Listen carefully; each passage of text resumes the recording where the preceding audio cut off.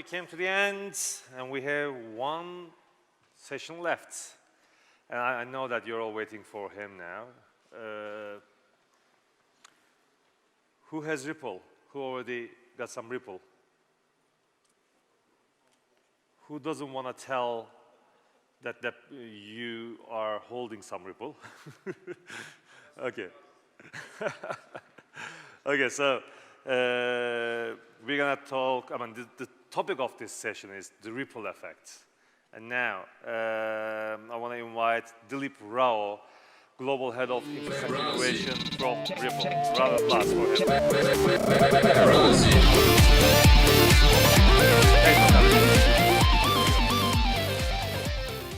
Arkadaşlar, koltukların 2 tanesini alır mıyız? Altu. Koltukların 2 tanesini alır mıyız? Yeah, I just told them to take those 2 chairs off the stage because we're going to be just talking 2 of us, so we don't need 4. So, thanks for coming. No, thank you for having me, and this is my first time in Turkey, so yeah, is it? Having a great time. Thank you so much. Oh, thanks for coming. I believe you're going to have lots of questions, so I'm going to be quick, asking you a few questions, then I'm going to leave the word to the audience because I believe they want to ask a lot. Sure. Let's start I just want to give the ball to you, so it's going to be easier to start. What is Ripple? What is its mission? And what is its vision? So if you start from there, then probably we're going to have more to talk. Sure. Thanks, Hada. So really, in a one-line sentence, Ripple's mission is to try to create the Internet of Value. And the way we mean that and parse that is, if I have to send you an email today, there really is very little friction in sending your email. I don't ask you, does my ISP talk to your ISP? Is your ISP up today? Or are you closed for the weekend? I send you email and it gets to you. It's cheap, it's fast, it's frictionless. So we want to make the exchange of value similarly easy, cheap, frictionless. And that we call the Internet of Value. That's kind of our broad vision. Our founder, Chris Larsen, has sort of 3 different startups behind him, successful. Working with some founders who came out of the Bitcoin blockchain movement, came up with the original plan, and Ripple's come out of their vision. Our focus from a mission point of view within that broad vision is to remove the friction in cross-border payments. So we've chosen that. Our CEO is a chap called Brad Garlinghouse. He was well known in Yahoo for having written what is called the Peanut Butter Manifesto. He accused Yahoo of spreading themselves too thin. And he was probably prescient in terms of his assessment. So his mantra at Ripple is very much about focus. So we're trying to solve for cross-border payments. And really, that informs everything we do. We're probably one of the oldest companies in the space. In Silicon Valley, being 5 years old means you're probably about 10 years old in the real world. And we started up in late 2012. And initially, we came up with a very straightforward public ledger, which is called the XRP ledger. But as we took that to market, specifically to banks, they told us all the things they hated about it.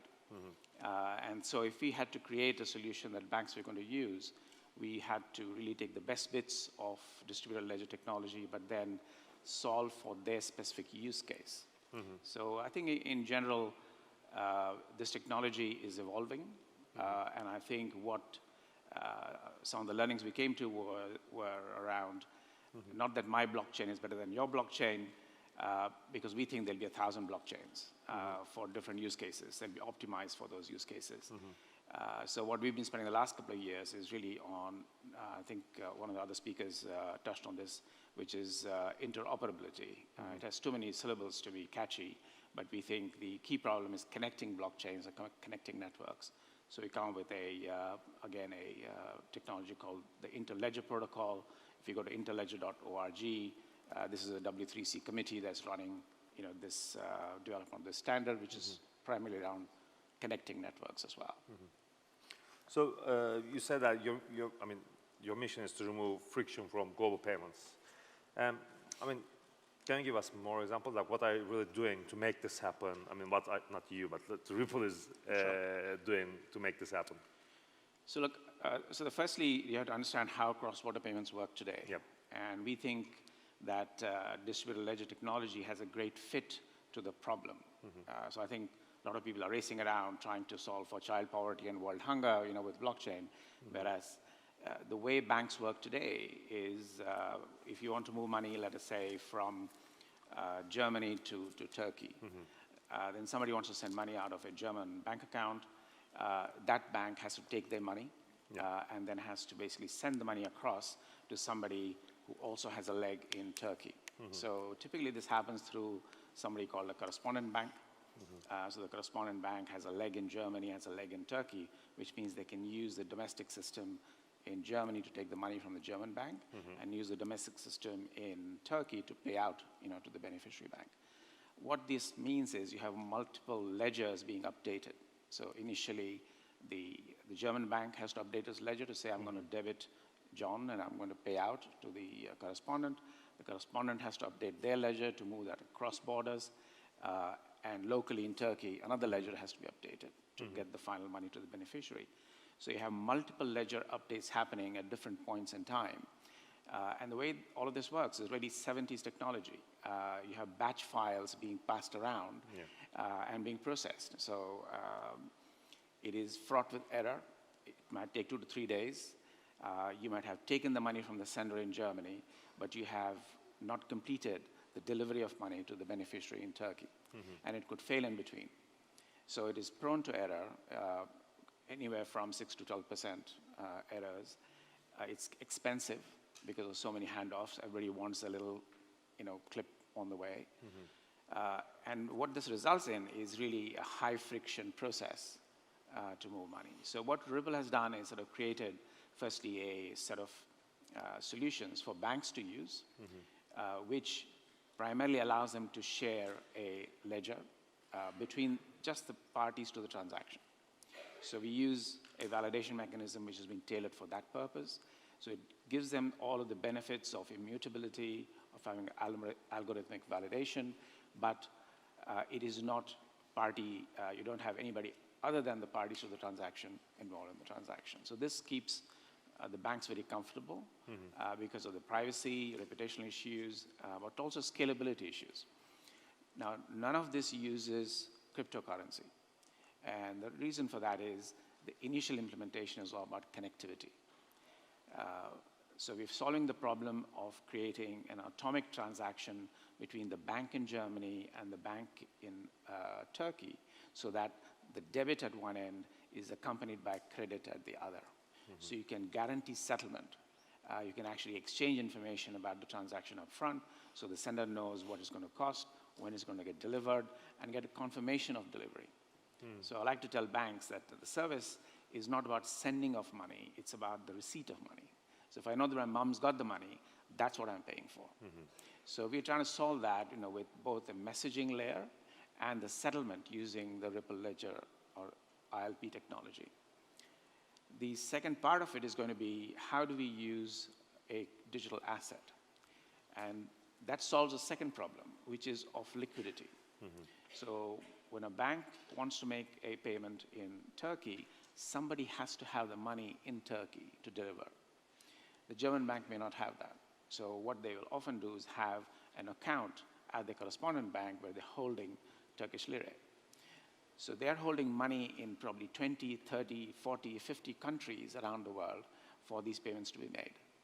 Altogether, there's about $27 trillion being held in these so-called nostro-vostro accounts around the world.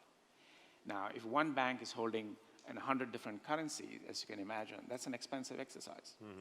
So small banks can't do that in many countries because they don't have the balance sheet for it.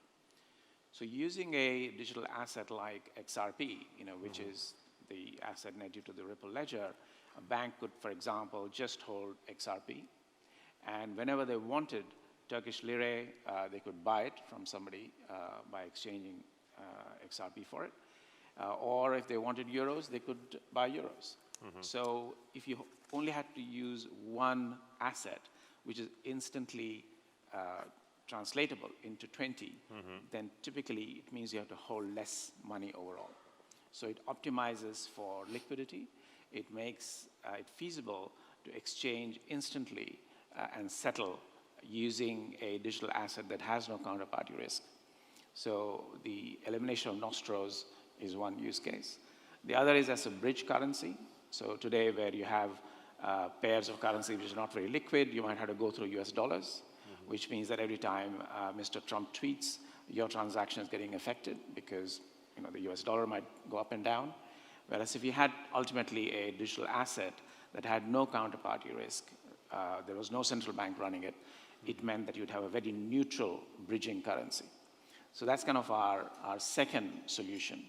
But it's early days in the digital asset space. It's a completely new asset class. Obviously, there's a lot of speculation, so there's a lot of volatility. And volatility is not good for that industry. So we are helping at this stage to create more liquidity using XRP. And ultimately, it'll take some time before financial institutions start to use that, which will then solve both the problems of atomicity of transactions, which gives you 24/7 speed and certainty of settlement, but also the use of a digital asset for liquidity management, which then solves the problem of how much money do I need to have to be able to make all these payments around the world. I see. It's kind of a long answer to your short question. It's okay. It's good. It's good. It's good.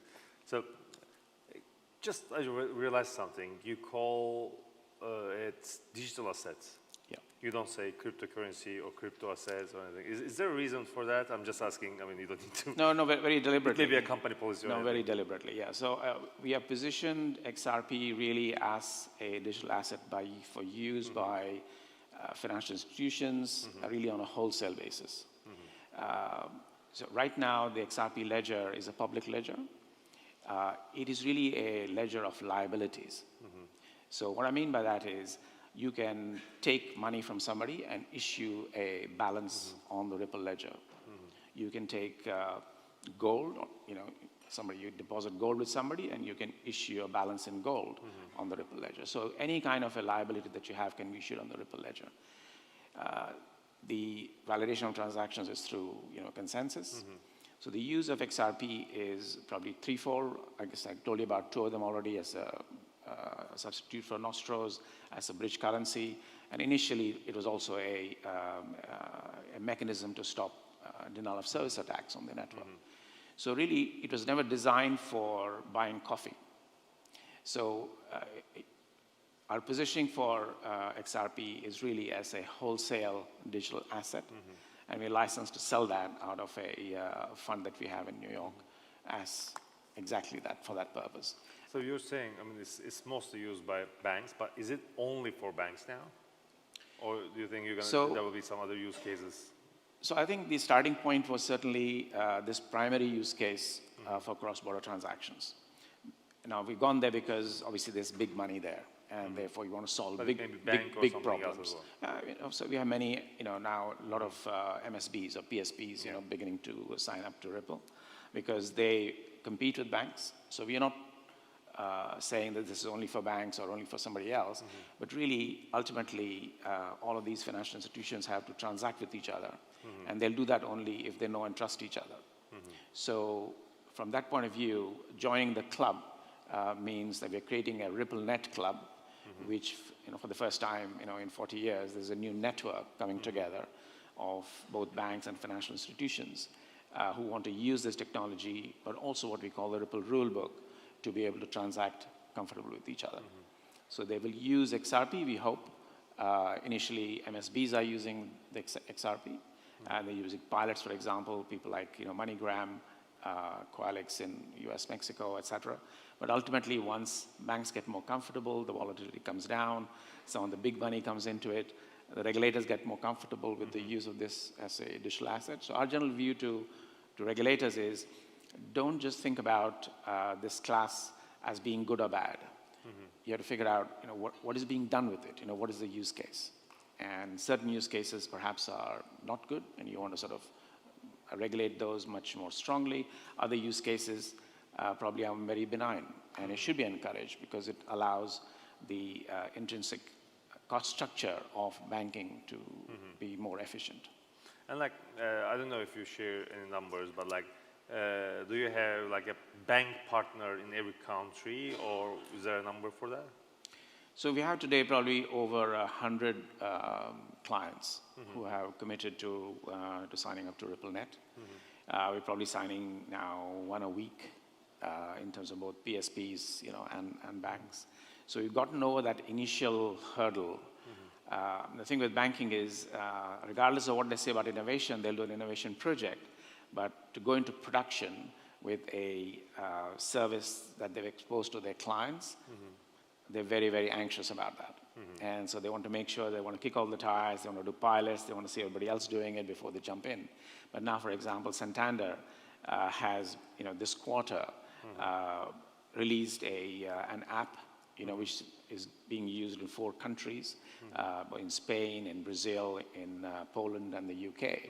Now, Santander is a big $1 trillion Spanish bank, and they've taken, a while to get there, but now they're going all out to say, using the Ripple technology, we can deliver for you in all of these countries cross-border payments within seconds, which ultimately that's going to be a competitive advantage, for them. Once that kind of thing happens, every other bank says, right, I got to do that.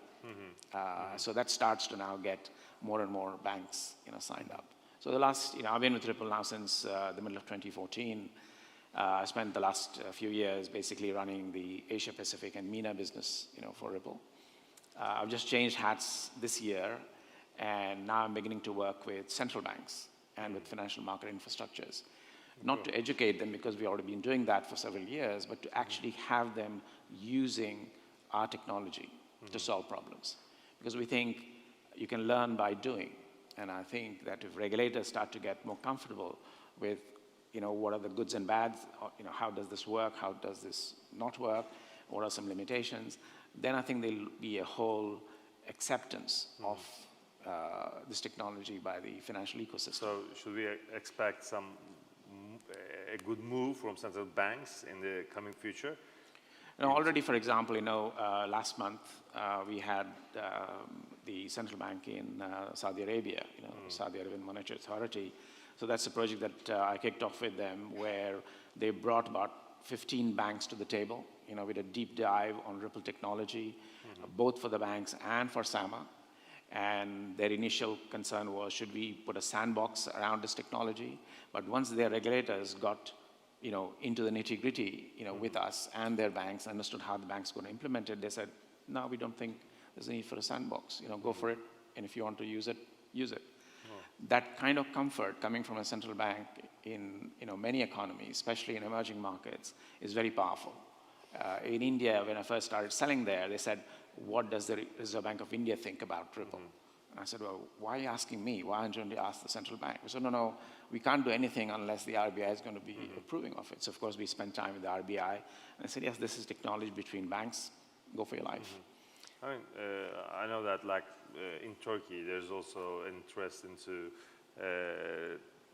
cryptocurrencies, blockchain, or whatever you want to call it. Like, there's an interest in this technology, and let's see what will happen. But I know that there's a working group, and they're really working on the strategies around it. Yeah, so I think there is certainly some policy work, being done. But as you know, we already have a client in Turkey, which is Akbank. So they're the first Turkish bank that we signed up here. There is interest from other banks as well. I mean, there's no exclusivity or anything in your business. No, not at all. You can work with anyone. Correct. So, I mean, ultimately, it's a utility service that all banks will join. And the more connectivity there is more value. I mean, you have only one client in Turkey, but probably you're going to have more soon. Absolutely. Yeah. So I know everyone is expecting me to ask that question. But I mean, asking that question doesn't make sense, does it? I know what you want to ask him, yeah? So, Dilip, we are just on our own here, yeah? We are just friends. Yes. In Turkey, we really encourage friendship. We really, and we really feel close to you now. Very good. I feel like I know you for long years. What happened to Ripple price? Why is it so down now? Is it going to go up? Really? Is it a surprise? Well, nobody was challenging me with this question, in December last year, I can tell you. Look, we think really, if I could answer that question to you and tell you what was going to happen tomorrow. But I'm just kidding. I know that you can answer it, but just whatever you can get from you. Yeah. Well, I mean, if I could tell you anything, then I'd have to kill you. But we don't want to do that. It would be very impolite. We just think that this is at the very, very early stage. And so obviously there's a lot of speculation. Certain countries are very keen on crypto in general. So Japan, for example, Japan has been one of our great success stories. We have 61 banks that have joined together in a consortium to use Ripple, not only for cross-border payments, but they actually want to use it for domestic clearing and settlement, which is quite cool because, Japan has a very old system which is in dire need of change. But in general, when I visited Japan in 2016 and I met with the Bank of Japan, they were asking more questions about crypto than anybody else. So, Mt. Gox originally, Japan. So I think they have more comfort than any other country. And I think similarly, Korea has been huge in terms of take-up and following of that. But also that means there is a lot of volatility because of, some news item, and then they go, let's dump it and, take it up. I think obviously in the initial period, it was like, hey, if a Bitcoin can hit 20,000 and Ripple is at, I don't know, a few cents, there is upside potential. Our view is that ultimately the value of these assets is going to be determined by the use case. So the question is, what is the use case for Bitcoin? I don't want to challenge, the market leader, so to speak, in terms of branding anyway, but who can afford to pay, $15, $20, to make a transaction? So the original idea of that being, a currency for making trades between each other is probably gone with the wind. Ripple, we think ultimately the price for transactions is determined by the folks in the consensus, and it is still fractions of a cent. So it's still the cheapest, it's still the fastest, 3 to 5 seconds. We've done 35 million ledger closes, since we began. Throughput of 1,500 transactions a second. So from all of those perspectives, it's a very solid, platform. What we're using with banks today is something based on the interledger protocol because they didn't want to use the public ledger. But ultimately, when they use XRP for liquidity, that's when the two will converge. So from a use case point of view, we think we still have a solid platform, a solid base as to what is the problem being solved. Is it a big problem? And who is ultimately going to use XRP? And in our case, we think it's going to be financial institutions, it's going to be market makers who want to come in and play in that business. And it's a huge, as I mentioned, a $27 trillion base that is there today. So if you go by that, I'm not selling my XRP. Like $2, $3 soon? No, just kidding. So normally we're out of time, but I want to get some questions if you have. Obviously you have, yeah. Can we hit the microphone? Let's start with her here.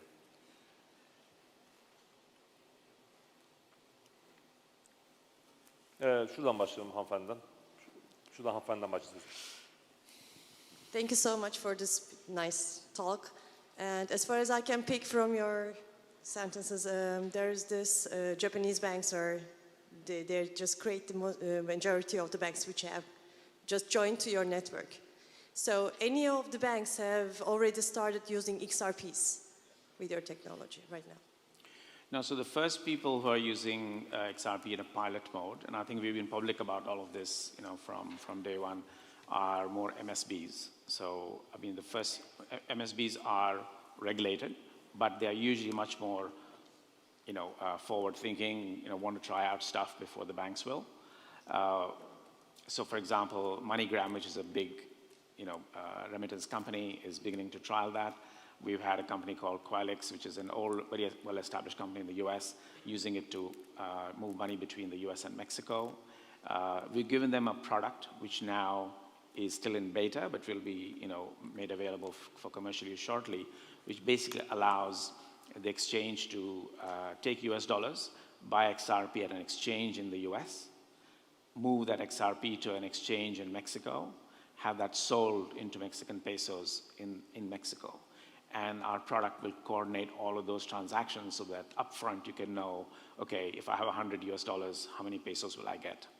And so the MSB has certainty in terms of the, what is going to be delivered, what price is going to be delivered at, what are the FX rates involved, and being able to synchronize all of those, using our product. So we're still in the early stages. In that model, the MSB doesn't have to hold any XRP. So the exchange is taking the risk of holding XRP and the volatility of that. And that's the starting point. And you have to think about this is brand new territory. Nobody has done this ever. So you have to take baby steps and get everybody comfortable, with it. We're doing retail remittances to start. Why? There's low value, because the liquidity is not deep in these markets. So if somebody wanted to do a corporate transaction, that's immediately like $10, $100 million. There's not enough liquidity for it. So banks will watch that and say, right, how's that going? And is that cheaper? Is it faster? Is it better? Because banks want somebody else to try it out and say, okay, that works. Maybe now we'll jump in. Actually, back in 2016, we did a project with 12 banks to use XRP between themselves, just as a technical trial. They loved it. It didn't work. They said, okay, instead of having a multiplicity of account relationships that we have to have with each other, 12 banks would have had to have 144 relationships with each other.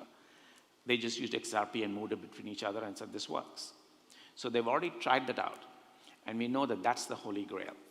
But they will take time to get there. And regulators also have to feel comfortable. The volatility has to come down, as I've mentioned. The markets have to get deeper. This just takes time. So at this point, to answer your question directly, we don't have a bank that is using it, but we have MSBs starting to trial it. But my expectation is that sooner rather than later, banks will use it because it makes sense.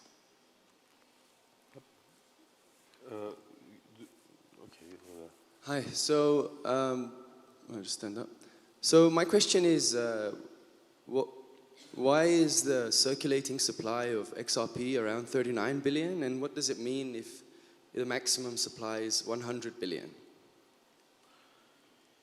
So, just a bit of history then, as you know, that the founders of the XRP ledger gifted about 80% of the 100 billion XRP to Ripple, the company, and formed the company. The idea was, okay, you go build out the ecosystem. We've invented the tech. Now you go out and create a network, a community around it. So what Ripple has done is taken about 55 billion of the XRP that we have and put it into escrow. And the idea is, again, to provide stability of supply. So every month, we have 1 billion Ripple, XRP available for us to do whatever we want with. If you don't use it, it goes to the back of the queue. It's all under a smart contract. And the idea is to say, we will dribble this out so that there is not an immediate, big overhang of XRP on the marketplace. But ultimately, all of that XRP will be owned by institutions that want to use it. And whether they use it for nostro replacement, or they use it as a bridge currency, or potentially for other use cases. So we are certainly beginning to now look at what are the other use cases you can have for this, given the high-performing network that we have. So it will take time, but as that is used to sort of create deeper markets, I think the utility of XRP will in fact grow, and that's kind of where we are headed with it. One last question. With a different person. It's you again? No, we go to somebody else. Yeah, let's get here. Unfortunately, this is going to be the last question because we are... Yeah, it's pretty much linked to the first question, actually. So my question is, when I look at it, so Ripple and XRP are kind of abstracted, right, currently. So they don't have an organic bond between each other. So Ripple has its own network using a different protocol and actually does not XRP to do its business, right? Currently, you're signing agreements with the banks, and you do, and you provide all these services, money transfer, cross-border money transfer services, at that pace. So, and you're doing it without XRP. So back to the first question that's been asked to you. So, what is the motive of Ripple to get the banks onto XRP? So it might be the founders' XRP tokens that they have in hand. That might be one thing. What is the other driver for you to move that way, that direction? So I guess you can look at it as, XRP ultimately is a tool, to back to our vision, which was when I started off by saying, the internet of value and the removal of friction in cross-border payments. And the sources of friction that we identified were, the lack of atomicity of transactions. And we bridged that, with the ILP ledger. And the second one was about liquidity. And we think that XRP solves that problem significantly. So it is directly applicable, to our vision, to our mission, which is currently focused on cross-border payments. So I think it makes sense, but it'll take time for banks to accept that. But the job that we are doing is really spending the time educating banks, getting them to try out stuff. My work is with the regulators to say, here, try it out, see what happens, bring your banks to the table, and let's have an experiment and see how comfortable we can get with it. But all of our activities are geared towards using the tools that we have. It's a combination of technology, but also the digital asset to solve for this problem. So, there's nothing else that we are doing every day. So I don't wake up in the morning thinking something else. I'm still focused on cross-border payments, the internet of value, and the use of our software and the digital asset that we have, which is what we can apply to it. Hadi seni de soralım. Let's get one more question. Benim alkışladığınız soruya izin verdin diye. Teşekkür ederim. Hello. What is the utility of the XRP token to the average consumer? At this stage, for the cross-border use case, probably none. But you might see over the next few months or this year, additional use cases come out, using XRP. And, if some of those are consumer-oriented, I won't be surprised. But at this point in time, for what we are doing and what we publicly announced, I would say it's very much focused on wholesale, banks, financial institutions. That's where we see the utility of XRP. But I wouldn't rule out, other use cases which might be more consumer-oriented. Yes. Do you really want to ask that question? Because he was like this. Okay, go ahead then. Really quick. Do you see Corda protocol as a threat to your business, or do you find any competitive side of Ripple and Corda platform? So, my view on competition and generally is it's good to have competition. I started pitching Ripple in 2014 when all we had was the XRP ledger, and I said, here's a cool platform for you to settle. And banks looked at me blankly and said, we don't understand this, and how do we do the messaging? And so they wanted a full solution. So our journey has been in taking basically very, fundamentally innovative technology, but then packaging it into a full solution for banks. That's taken us, 3 to 5 years. We are at release 4.0 shortly. Corda is at 1, I guess. So there is a way to go for them. But the good thing about it is it legitimizes the space. If we were the only company with a solution, banks would say there must be something wrong. Why isn't IBM doing it? And why isn't anybody else doing it? So the fact that other people are doing it legitimizes it. And it's easier for a bank to make a choice rather than say, it's Ripple or nothing. So my initial 3 years, people ask me, who's your competitor? I go, there's nobody. Now at least I can say, well, maybe you can have a look at a couple of others, and they'll pick us because we are still better. So, I think we are... Oh, thank you. Okay, one more question. Sorry for that. That's all right.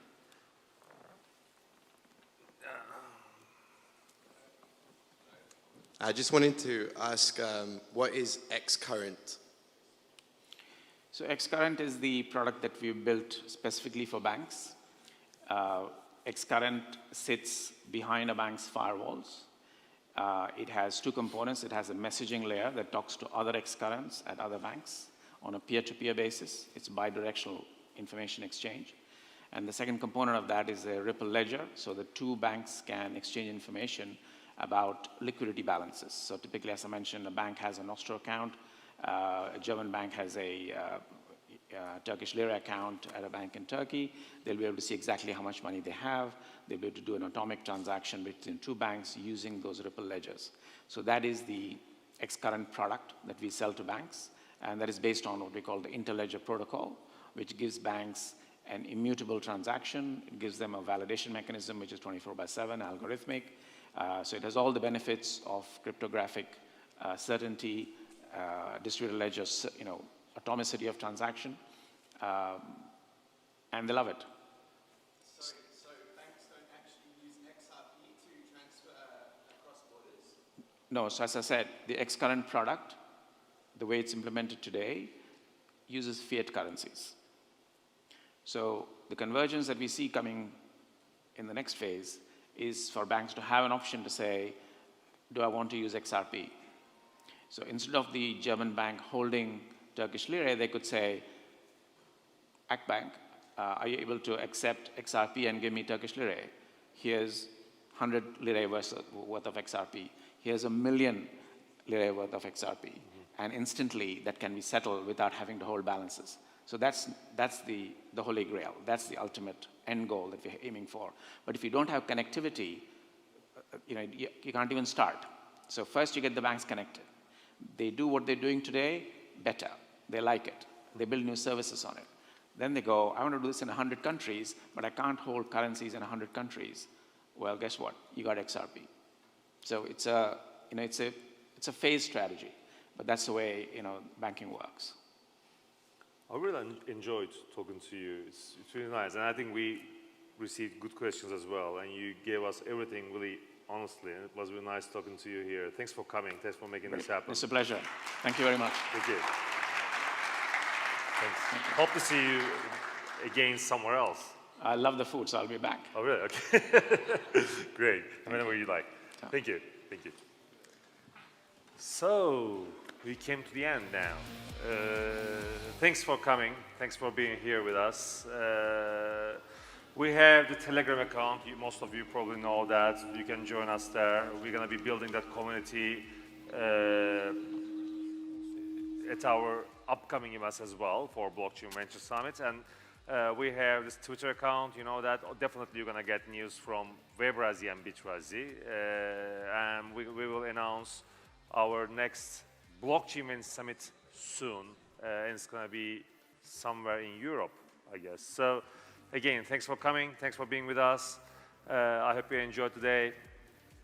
See you soon. See you later. Çok teşekkürler geldiğiniz için. Çok sağ olun. Herkesin söylediğimi anladığını varsayıyorum. Çok teşekkürler geldiğiniz için. Bir sonraki Webrazi event zaten var. 11 Nisan'da biliyorsunuz Webrazi Dijital var. Webrazi Dijital yani marketing ve reklam odaklı konferansımız. O da burada olacak 11 Nisan'da. Bir sonraki Blockchain Venture Summit'te haber vereceğiz yerine. Teşekkür ederiz. Görüşmek üzere.